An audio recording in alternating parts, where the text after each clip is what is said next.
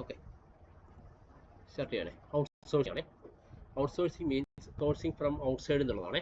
Outsourcing എന്ന് ഉദ്ദേശിക്കുന്നത് നമുക്ക് വേണ്ടുന്ന സർവീസുകൾ ഔട്ട്സൈഡിൽ നിന്ന് എടുക്കുകയാണ്. This is one of the outcomes of globalisation process. ഈ ഔട്ട്സോഴ്സിംഗ് എന്ന് പറയുന്നത് ഗ്ലോബലൈസേഷൻ്റെ ഭാഗമായിട്ട് വന്ന ഒരു ഔട്ട്കമാണ്, അല്ലെങ്കിൽ ഒരു ഔട്ട്പുട്ടാണെന്നാണ് പറയുന്നത്. Developed countries are outsourcing many service. നമുക്കറിയാം ഡെവലപ്ഡ് കൺട്രീസ് ഉണ്ട്, ഡെവലപ്പ് ആയിക്കൊണ്ടിരിക്കുന്ന ഡെവലപ്ഡ് കൺട്രീസ് ആണ്. അവരാണ് മെയിനായിട്ട് ഈ ഔട്ട്സോഴ്സിംഗ് സർവീസ് നൽകുന്നത്. From developing countries like India computer software. ഇപ്പോൾ നമ്മുടെ ഈ കമ്പ്യൂട്ടറിൻ്റെ സോഫ്റ്റ്വെയർ ഒക്കെ നമ്മൾ മറ്റ് രാജ്യങ്ങൾക്ക് ഔട്ട്സോഴ്സിംഗ് ആയിട്ട് ഇന്ത്യയിൽ നിന്നാണ് കൊടുക്കുന്നത്. ITES ഒക്കെ ഉണ്ടാവും, IT എനേബിൾഡ് സർവീസ് ഒക്കെ നൽകുന്ന ഇന്ത്യയെ പോലെ ഈ ഡെവലപ്പിംഗ് കൺട്രീസ് ആണ് കേട്ടോ. അതുപോലെ ലൈക്ക് മെഡിക്കൽ ട്രാൻസ്ക്രിപ്ഷന്, accounting, legal services, editing, animation are the major outsourcing business. ഇതൊക്കെയാണ് ഔട്ട്സോഴ്സിംഗ് ബിസിനസ് ആയിട്ട് വരുന്നത്. അക്കൗണ്ട്സ് വർക്കുകൾ, മെഡിക്കൽ ട്രീറ്റ്മെൻറ്റുകൾ, മെഡിക്കൽ ട്രാൻസ്ക്രിപ്ഷൻ കോഴ്സുകൾ, ലീഗൽ സർവീസസ്, ഇതൊക്കെയാണ് ഈ ഔട്ട്സോഴ്സിംഗ് ആയിട്ട് കമ്പനികൾ എന്ത് ചെയ്യും, മറ്റ് രാജ്യങ്ങളിൽ നിന്ന് എടുക്കും. അവർ ആ സർവീസുകൾ മറ്റ് രാജ്യങ്ങളെ ആയിരിക്കും ചെയ്തു കൊടുക്കുന്നത്. ഇതാണ് ഔട്ട്സോഴ്സിംഗ് എന്നുകൊണ്ട് ഉദ്ദേശിക്കുന്നത്. India's huge pool for skilled human resource. നമുക്കറിയാം ഇന്ത്യയെ സംബന്ധിച്ച് ഹ്യൂജായിട്ട് സ്കിൽഡ് റിസോഴ്സസ് ഉള്ള ആൾക്കാർ അവൈലബിൾ ആണ്. നമുക്ക് ഹ്യൂമൻ ആയിട്ട് അല്ലെങ്കിൽ നമുക്ക് നല്ല രീതിയിൽ ലേബർ റിസോഴ്സ് ഉണ്ട് ഇന്ത്യയെ സംബന്ധിച്ച്. കാരണം ജനസംഖ്യ കൂടുതലായതുകൊണ്ട് അത്രയും ആൾക്കാർക്ക് എന്തുണ്ട്, നമുക്ക് തൊഴിൽ ഇല്ലായ്മ ഒരു പ്രശ്നമുണ്ട്. അപ്പോൾ നമുക്ക് നല്ല ഒരു ഹ്യൂമൻ റിസോഴ്സിൻ്റെ പൂളിംഗ് ഉള്ള രാജ്യമാണ് India. Low wage rate are professions in English language have made a Indian major outsourcing destination for multinational corporation is in developed countries. അപ്പോൾ ഡെവലപ്ഡ് കൺട്രീസിനെ സംബന്ധിച്ച് ഇന്ത്യ ഒരു എന്താണ് ഔട്ട്സോഴ്സിംഗ് സ്കിൽഡ് റിസോഴ്സസ് നൽകുന്ന രാജ്യം തന്നെയാണ്. കാരണം ഇവിടുത്തെ എന്ത് ചെയ്യുന്ന ആൾക്കാരുടെ അല്ലെങ്കിൽ ഇവിടുത്തെ എഫിഷ്യൻ്റ് ആയിട്ടുള്ള ആൾക്കാരുടെ ഇംഗ്ലീഷ് നോളജും ക്ലിയർ ആവുന്നുണ്ടോ, ഔട്ട്സോഴ്സിങ് ചെയ്യാനുള്ള അല്ലെങ്കിൽ ഈ പറയുന്ന വേജ് റേറ്റ് കുറവാണ്. മറ്റുള്ള രാജ്യമായിട്ട് കമ്പയർ ചെയ്യുമ്പോൾ ഇവിടെ കൊടുക്കുന്ന ശമ്പളം വളരെ കുറവായിരിക്കും, തുച്ഛമായ കൂലിയാണ് നൽകേണ്ടി വരുന്നത്. അപ്പോൾ ഇതുകൊണ്ട് എന്ത് ചെയ്യുന്നുണ്ട്, ഇവിടെ ഔട്ട്സോഴ്സിംഗ് ആയിട്ട് മെയിൻ ഇന്ത്യ എന്ത് ചെയ്യുന്നുണ്ട്, മറ്റ് രാജ്യങ്ങൾക്ക് ഔട്ട്സോഴ്സിംഗ് വർക്ക് നൽകുന്നുണ്ട്, ചെയ്തു കൊടുക്കുന്നതെന്ന് പറയാം. India's IT and ITs industries has contributed substantially to the growth of Indian economy.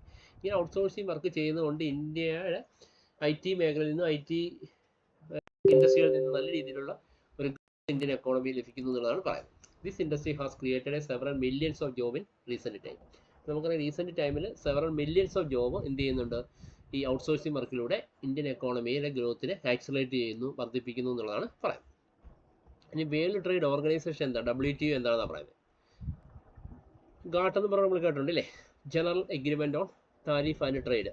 Okay, was establish in 1948 with 23 countries as a multilateral forum. നമുക്കറിയാം 1948 23 രാജ്യങ്ങൾ ചേർന്നുകൊണ്ടാണ് ഈ GATT എന്ന് പറയുന്ന ഓർഗനൈസേഷൻ ഫോം ചെയ്യുന്നത്. Its main aim was to promote the trade by removing restriction on international trade like quotas and tariff. അപ്പോൾ ഇത് ഈ GATT കരാർ കൊണ്ടുവരുന്ന പറഞ്ഞാൽ മെയിൻ ഒബ്ജക്ട്സ് എന്ന് പറയുന്നത് promote trade by removing restriction, ട്രേഡിനെ വ്യാപാരത്തിനെ പ്രോത്സാഹിപ്പിക്കുക, അതുപോലെ തന്നെ removing restriction on international trade, international trade ചെയ്യുന്നുള്ള കുറേ തടസ്സങ്ങളുണ്ട്, അത് ഒഴിവാക്കുക എന്നുള്ള കോട്ടാസ്, താരിഫ്, ഇങ്ങനെ കുറേ കാര്യങ്ങളുണ്ട് ഇൻ്റർനാഷണൽ ട്രേഡ് ചെയ്യുന്നത്. അപ്പോൾ അതൊക്കെ ഒഴിവാക്കുക എന്നുള്ള ലക്ഷ്യത്തിലാണ് GATT എന്ന് പറയുന്ന ഓർഗനൈസേഷൻ ഫോം ചെയ്തത്. അപ്പോൾ അതെന്താണ് 1948 എത്ര രാജ്യങ്ങൾ ചേർന്നാണ്, 23 രാജ്യങ്ങൾ ചേർന്നാണ്. എന്നാൽ in 1995 GATT was replaced by WTO. 1995 ആയപ്പോഴത്തേക്ക് GATT മാറി, അവിടെ എന്ത് വരുന്നു, WTO world trade organisation form ചെയ്യുന്നു. World trade organisation aim set. അപ്പോൾ WTOയുടെ എയിം എന്താണെന്ന് പറയുന്നത്, ഒന്ന് equal opportunity to all countries in international market. International മാർക്കറ്റിൽ എല്ലാ രാജ്യങ്ങൾക്കും തുല്യമായ അവസരം നൽകുക എന്നുള്ളതാണ് WTOയുടെ ലക്ഷ്യം. ഓക്കെ, അടുത്തത് encouraging multilateral trade rather than bilateral trade. അതായത് ട്രേഡ് ബിറ്റ്വീൻ 2 കൺട്രീസ് ആണ് കേട്ടോ. അപ്പോൾ ട്രേഡ് ബിറ്റ്വീൻ നേഷൻസ്, അതായത് ലോകത്തെ ഏത് രാജ്യങ്ങൾ തമ്മിലും ചെയ്യുന്നതിനെയാണ് നമ്മൾ എന്ത് പറയുക, മൾട്ടിലാറ്ററൽ ട്രേഡ്. ലോക രാജ്യങ്ങൾ ഏത് രാജ്യത്തോട് നമുക്ക് എന്ത് ചെയ്യാം, ട്രേഡ് ചെയ്യാം. അപ്പോൾ അതിനെ പ്രോത്സാഹിപ്പിക്കാൻ മൾട്ടിലാറ്ററൽ ട്രേഡ് അതൊരു എയിമാണ്. അല്ലാതെ ബൈലാറ്ററൽ ട്രേഡ്, രണ്ട് രാജ്യങ്ങൾ തമ്മിലുള്ള ട്രേഡ് ബൈലാറ്ററലാണ്. ഇപ്പോൾ ഇന്ത്യയും പാകിസ്ഥാനും തമ്മിൽ ട്രേഡ് ചെയ്ത് ബൈലാറ്ററാണ്, വേറെ രാജ്യത്തേക്ക് ആ പ്രോഡക്റ്റ് നമ്മൾ കയറ്റുമതി ചെയ്യുന്നില്ല. അപ്പോൾ മൾട്ടിലാറ്ററൽ ട്രേഡിനെ പ്രോത്സാഹിപ്പിക്കുക എന്നുള്ളതും ഏതിൻ്റെ എയിമാണ്, WTOയുടെ എയിമാണ്. മൂന്നാമത്തത് rule based trading system, removing arbitrary trading restriction. അപ്പോൾ ഒരു റൂൾ ബേസ്ഡ് ട്രേഡിംഗ് സിസ്റ്റമാണ്, എല്ലാ രാജ്യങ്ങൾക്കും ഒരേ റൂൾ ഫോളോ ചെയ്തുകൊണ്ട് ഒരു റൂൾ ബേസ്ഡ് ആയിട്ടുള്ള ട്രേഡിംഗ് സിസ്റ്റം കൊണ്ടുവരികയാണ്. അടുത്ത extension trade by including trade in services like banking, insurance. അതുപോലെ എക്സ്റ്റൻഷൻ ഓഫ് ട്രേഡ് വർദ്ധിപ്പിക്കണമെന്നുണ്ടെങ്കിൽ നമുക്ക് കുറേ സർവീസസ് നൽകേണ്ടത്, അത് ബാങ്കിങ്, ഇൻഷുറൻസ്, ഇങ്ങനെയുള്ള കുറേ സർവീസുകൾ നൽകണം. അപ്പോൾ അങ്ങനെയുള്ള സർവീസുകളും ബാങ്കിങ് നൽകുക എന്നുള്ളത് അടുത്തൊരു എയിം തന്നെയാണ്. അടുത്ത removal of tariff and non tariff barriers in trade. അപ്പോൾ ഇവിടെ റിമൂവൽ ഓഫ് താരിഫ് ഉണ്ട്, നോൺ താരിഫ് ബാരിയർ ഉണ്ട്. അപ്പോൾ ചില താരിഫുകളുണ്ട്, നോൺ താരിഫ്. അപ്പോൾ അങ്ങനെയുള്ള തടസ്സങ്ങൾ എന്ത് ചെയ്യുക, ഒഴിവാക്കുക. ട്രേഡിനകത്തുള്ള അങ്ങനെ തടസ്സങ്ങൾ ഒഴിവാക്കുക എന്നുള്ളത് ഇതിൻ്റെ എയിമാണ്. ഇൻക്ലൂഡിങ് ട്രിപ്സ്, അതായത് trade related intellectual property right ആണ് ട്രിപ്സ് എന്ന് പറയുന്നത്. Trade related intellectual property rights. And TRIMS, trade related investment measures, അതാണ് ട്രിംസ് എന്ന് പറയുന്നത്. In the scope of international trade. അപ്പോൾ അതും ഇതിൻ്റെ ഒരു എയിം തന്നെയാണ്. അതിൻ്റെ സാധ്യതകളെ എന്ത് ചെയ്യുക, ഇൻ്റർനാഷണൽ ട്രേഡിൽ യൂസ് ചെയ്യുക എന്നുള്ളതാണ് ഈ WTOയുടെ അടുത്തൊരു എയിമായിട്ട് പറയുന്നത്. In India which was a founding member of GATT is a member of WTO. India GATT രൂപീകരിക്കുമ്പോൾ അതിൻ്റെ ഫൗണ്ടിങ് മെമ്പർ തന്നെ 23 രാജ്യങ്ങളുടെ രാജ്യമായിരുന്നത് ഇന്ത്യ. അപ്പോൾ WTO ഫോം ചെയ്തപ്പോൾ ഇതിലും ഇന്ത്യ ഇൻക്ലൂഡഡ് ആണ്, ഉൾപ്പെടുന്നുള്ളതാണ് പറയുന്നത്. Indian economy during reforms and assessment ആണ്. ഇന്ത്യൻ എക്കോണമി റിഫോംസും അതിൻ്റെ അസസ്മെന്റും ആണ്. Economic reforms began in India in 1990. നമുക്ക് എക്കണോമിക് റിഫോംസ് വരുന്നത് 1991 വരെ അല്ലേ, ന്യൂ എക്കണോമിക് പോളിസിയൊക്കെ അല്ലേ, പുതിയ സാമ്പത്തിക നയങ്ങൾ വരുന്ന 1991 മുതലാണ്. It's time to make an assessment of the reforms. ഇവിടെ അസസ്മെന്റ് എന്താ നമ്മൾ നോക്കുന്നത്. ഇപ്പോൾ GDP ആദ്യം കമ്പയർ ചെയ്യുന്നുണ്ടോ, ഗ്ലോബൽ. ഇപ്പോൾ നമുക്കറിയാം GDP പറയുകയാണ്, ഗ്രോസ് ഡൊമസ്റ്റിക് പ്രൊഡക്ഷനെ കുറിച്ച്. Economic growth rate is the rate of growth of GDP ആണ്. എക്കണോമിക് ഗ്രോത്ത് റേറ്റ് ഏതിനെ ബേസ് ചെയ്ത് നമ്മൾ GDP നോക്കും. ഒരു രാജ്യത്തിൻ്റെ GDP ബേസ് ചെയ്താണ് എക്കണോമിക് ഗ്രോത്ത് അസസ് ചെയ്യുന്നത്. സീ ദ ഫോളോയിങ് ടേബിൾ ഉണ്ടോ. 80-90 കാലഘട്ടം 5.79 ഉള്ളൂ ഗ്രോത്ത് GDP. 90-2000 ആയപ്പോൾ 5.8 ആയി. 2000-2019 7.26 ആയി. 2015-2016 ആയപ്പോഴത്തേക്ക് GDP 7.6 ആയി. ക്ലിയർ ആയല്ലോ പറഞ്ഞേ.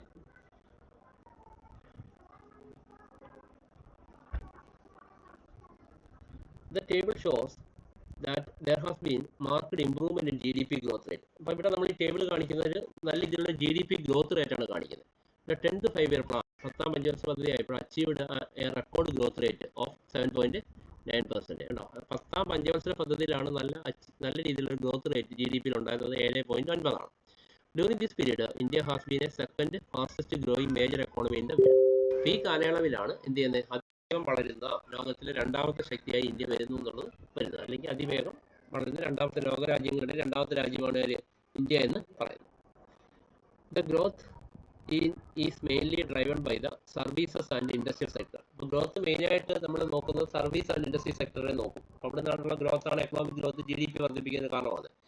But low growth rate in the agriculture sector. നമ്മൾ ഈ ഗ്രോത്ത് റേറ്റ്, അതായത് GDP വരുന്നതിനനുസരിച്ച് ഇൻഡസ്ട്രിയൽ സെക്ടറിലും സർവീസ് സെക്ടറിലുമാണ് എന്ത് ചെയ്യുന്നത്, ഗ്രോത്ത് ഉണ്ടാകുമ്പോഴാണ് GDP വരുന്നത്. അഗ്രികൾച്ചർ സെക്ടറിലെ ഗ്രോത്ത് ഇവിടെ കുറവായിരിക്കും ആ സമയത്ത്. The higher the GDP growth is included and achievement of reforms. അപ്പോൾ ഹയർ GDP ഗ്രോത്ത് ആണ് ഒരു അച്ചീവ്മെന്റ് ഓഫ് റിഫോംസ് എന്ന് നമുക്ക് പറയാൻ കഴിയുന്നത്. എക്കണോമിക് സ്ലോ ഡൗൺ എന്ന് പറഞ്ഞുകൊണ്ട് കുറേ കാര്യങ്ങൾ ഒരു തരുന്നുണ്ട്. ഓക്കെ, ബോക്സിൽ the economic slowdown following financial crisis 2008 സാമ്പത്തിക പ്രതിസന്ധിയൊക്കെ ഉണ്ടാകുന്നുണ്ട്. The global economy fell into a acute recession. നമുക്ക് ഗ്ലോബൽ 2008 നല്ല രീതിയിൽ റിസഷൻ വരും. ലോകരാജ്യങ്ങളുടെ എന്ത് ചെയ്യുന്നുണ്ട്, നല്ല രീതിയിൽ റിസഷൻ വരുമ്പോൾ ഗ്ലോബൽ GDP കോൺട്രാക്റ്റഡ്, അതായത് ഗ്ലോബലായിട്ട് ആഗോളതലത്തിലുള്ള GDP അവിടെ കുറയുന്നു.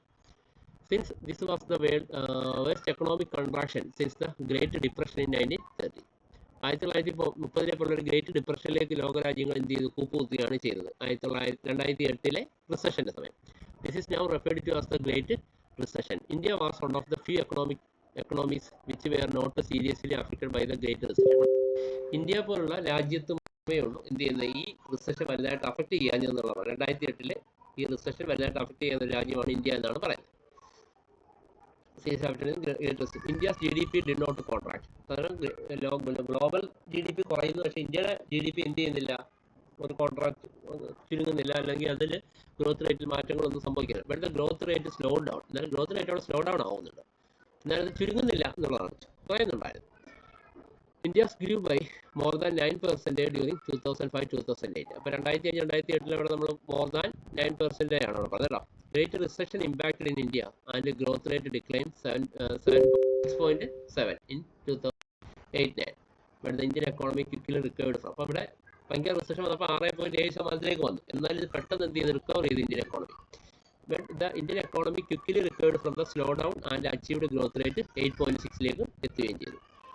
ആൻഡ് 9.3 ഡ്യൂറിങ് 2009-10 കാലഘട്ടം ആയപ്പോഴത്തേക്ക് 9.3 എന്ന് പറയുന്ന GDP റേറ്റിലേക്ക് എത്തി. ആൻഡ് 2010-11 ആണ് ഏത് പറയുന്നത്, ഈ പറയുന്ന ഒരു അളവ് റേറ്റ് ഒക്കെ പറയുന്നത്. But growth rate again stumped to 6.2 in 2011-12. and the poor 5% during 2012-13. Rate ആണ് ചെയ്താൽ മതി കേട്ടോ. Global economy is set to recover from the financial crisis of 2008, the European debt crisis that followed. അപ്പോൾ 2008 ആയപ്പോൾ യൂറോപ്യൻ രാജ്യങ്ങളൊക്കെ എന്ത് ചെയ്ത് എക്കോണമിയൊക്കെ ഗ്രോത്ത് റേറ്റ് ക്രൈസിസ് അവരെ വളരെയായിട്ട് അഫക്റ്റ് ചെയ്യുന്നു. ഇപ്പോൾ യൂറോപ്യൻ ഡെപ്റ്റ് ക്രൈസിസ് ഒക്കെ അവരെ ഫോളോ ചെയ്യുന്നുണ്ട്. The contraction of the global economy impact India also. അപ്പോൾ ഗ്ലോബൽ എക്കോണമി ഉണ്ടാകുന്ന ഇമ്പാക്ട് ഇന്ത്യയെ എന്ത് ചെയ്ത് അഫക്റ്റ് ചെയ്യാൻ തുടങ്ങി. Moreover the high level inflation India, അങ്ങനെ വരുമ്പോൾ ഇൻഫ്ലേഷൻ ഉണ്ടാവുകയാണ് ഇന്ത്യയിൽ. And the consequent high interest rate also impact. അപ്പോൾ നല്ല രീതിയിൽ ഇൻഫ്ലേഷൻ വരുമ്പോൾ എന്ത് ചെയ്യുന്നതിലൂടെ നമ്മുടെ ഗ്രോത്ത് റേറ്റിൽ ഇൻട്രസ്റ്റ് റേറ്റ് കൂട്ടുകയും അത് എന്ത് ചെയ്യുന്ന എക്കോണമിയിൽ അതിന് ഇമ്പാക്ട് ഉണ്ടാക്കുകയും ചെയ്യും എന്നുള്ളതാണ് പറയുന്നത്.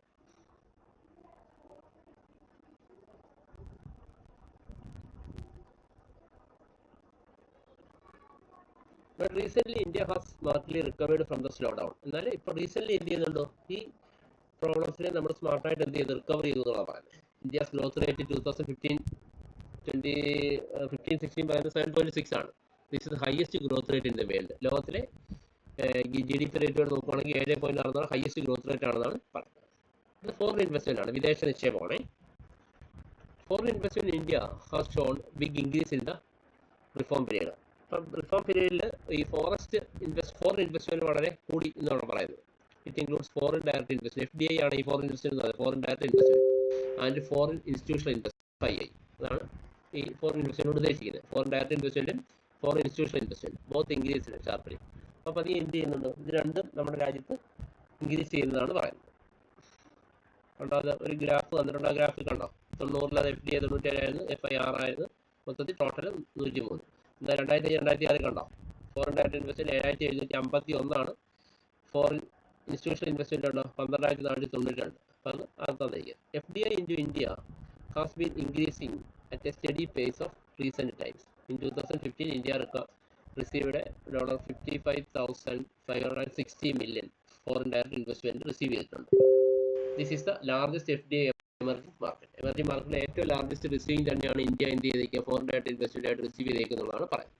ഇനി ഫോറിൻ എക്സ്ചേഞ്ച് റിസർവ് എന്താണെന്ന് പറയുന്നത്. Foreign exchange reserve shot up from 6 billion in 1991 to 363 billion in June 2016. Now India has one of the largest foreign exchange reserve in the world. ലോകത്തിലെ അതുപോലെ ലാർജസ്റ്റ് ഫോറിൻ എക്സ്ചേഞ്ച് റിസർവ് ഉള്ള രാജ്യം തന്നെയാണ് India എന്നുള്ളതാണ് പറയുന്നത്. ഈ ഗ്രോത്ത് ആൻഡ് എംപ്ലോയ്മെന്റ്, ഗ്രോത്തും തൊഴിലവസരവും തമ്മിലുള്ള റിലേഷൻ എന്താണെന്ന് നോക്കുന്നത്. India did not succeed in creating job opportunity in keeping with economic reforms. ഈ എക്കണോമിക് റിഫോംസിനെ നമ്മൾ ഇതെല്ലാം സ്റ്റഡി ചെയ്തെങ്കിലും ഒരു നല്ല രീതിയിലുള്ള ജോബ് ഓപ്പർച്യൂണിറ്റി നമുക്ക് ക്രിയേറ്റ് ചെയ്ത് വരെ കഴിഞ്ഞിട്ടില്ല. In otherwise growth has failed in creating job. അപ്പോൾ ഗ്രോത്ത് ഫെയിൽ ആവുന്നു, നമുക്കവിടെ ജോബ് ഗ്രോത്ത് ഇൻക്രീസ് ചെയ്യുന്നുണ്ടെങ്കിലും എന്ത് ചെയ്യുന്നുണ്ട്, എംപ്ലോയ്മെന്റ് ക്രിയേറ്റ് ചെയ്യാൻ, ജോബ് ക്രിയേറ്റ് ചെയ്യാൻ നമ്മൾ ഫെയിൽ ആവുകയാണ് ചെയ്യുന്നത്. Opportunities of labour force, hence our growth is often called jobless growth. നമ്മുടെ ഗ്രോത്ത് എന്ന് പറയുന്നത് ജോബ്ലെസ് ഗ്രോത്ത് ആണെന്ന് നമുക്ക് മനസ്സിലാക്കാൻ പറ്റും. മനസ്സിലായി, ലോക രാജ്യങ്ങളുമായിട്ട് നമ്മൾ കമ്പയർ ചെയ്യുമ്പോൾ ഗ്രോത്ത് ഉണ്ട്, പക്ഷേ ജോബ്ലെസ്, തൊഴിലില്ലായ്മ കൂടിക്കൊണ്ടുള്ള ഗ്രോത്താണ് നമ്മുടെ ഗ്രോത്ത് എന്ന് പറയുന്നത്. ഇനി റിഫോംസ് ആൻഡ് അഗ്രികൾച്ചറാണ്. ഓക്കെ, ഇത്രയും കാര്യങ്ങൾ പറയാൻ ഡൗട്ടൊന്നുമില്ലല്ലോ. പത്രം ഒന്ന് വായിച്ചു നോക്കണം. ഓക്കെ ആണല്ലോ.